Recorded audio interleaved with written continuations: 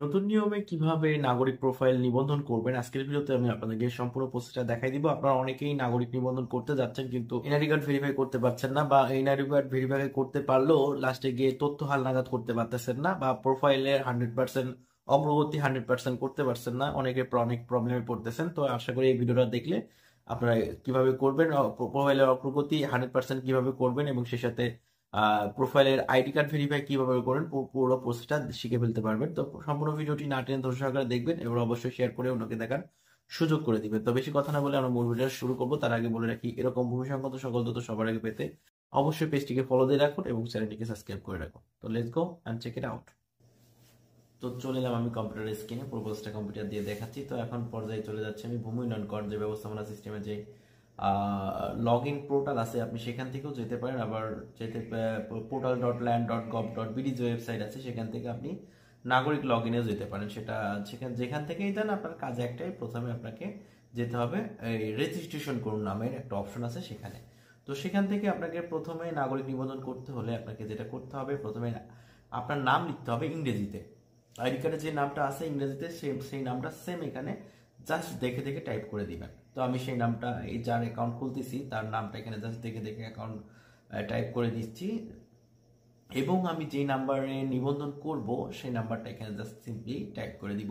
তো এই পর্যায়ে দেওয়া হয়ে গেছে। তারপর এখান থেকে যে ক্যাপচারটা আছে সেই ক্যাপচারটা দেখে দেখে সেম সেম ক্যাপচারটা এখানে পূরণ করে দিতে হবে। তো সবকিছু দেওয়া হয়ে গেছে। আমার মনে হচ্ছে ইউটা ছোট হাত বড় হাতের হবে, 9 হবে, ইউটা বড় হাতের হবে, এসটা ছোট হাতের হবে।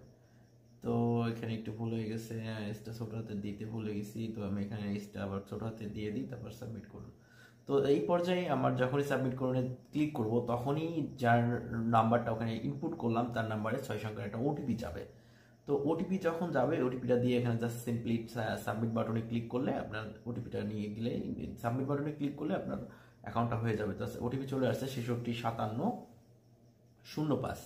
তো দেওয়ার পর সাবমিট বাটনে ক্লিক করার সাথে সাথে আমার অ্যাকাউন্ট ক্রিয়েট হয়ে যাবে। তারপর এখান থেকে জাস্ট আমাকে আমার পাসওয়ার্ডটা কম্পোজ করতে হবে। পাসওয়ার্ডটা এখানে কিন্তু বলতেছে সর্বনিম্ন 8 ডিজিটের হতে হবে।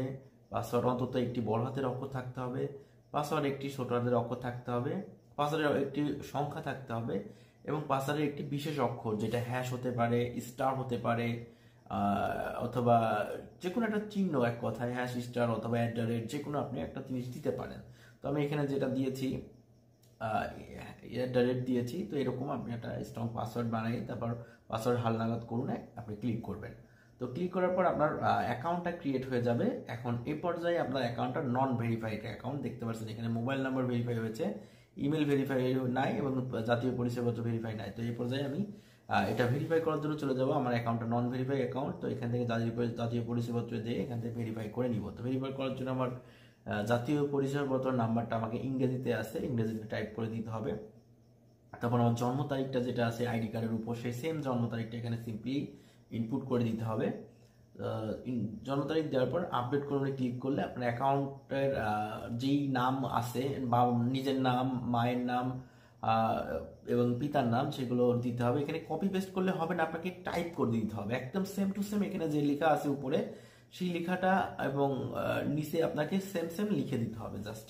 এখানে কপি পেস্ট করলেও হবে না, ভুল করলেও হবে না। তো আমি সিম্পলি উপরে যে লেখাগুলো আছে সেটার সাথে এটা মিল করে আমি জাস্ট লিখে দিচ্ছি। তো আপনারা চেষ্টা করবেন এভাবে সবকিছু লিখে দেওয়া। তো লিখে দেওয়ার পর প্রথমে আমি চেষ্টা করছিলাম একটু কপি করে দেওয়া যায় কিনা, তারপর নেয়নি। তারপর আমি নিল না যখন, তখন আমি এটাকে টাইপ করে দিলাম। তো আপনারা টাইপ করে দিবেন, কারণ কপি করে দিলে না নেওয়ার সম্ভাবনা বেশি থাকতে পারে।